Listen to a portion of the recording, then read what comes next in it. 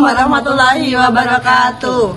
Perkenalkan, nama saya Yusinta Fitriana dengan NIM 234102020009 dan saya Yusmita Fitriani dengan NIM 23410202008. Jadi pada hari ini kita akan menghitung arah kiblat dengan cara harian pada tanggal 11 April.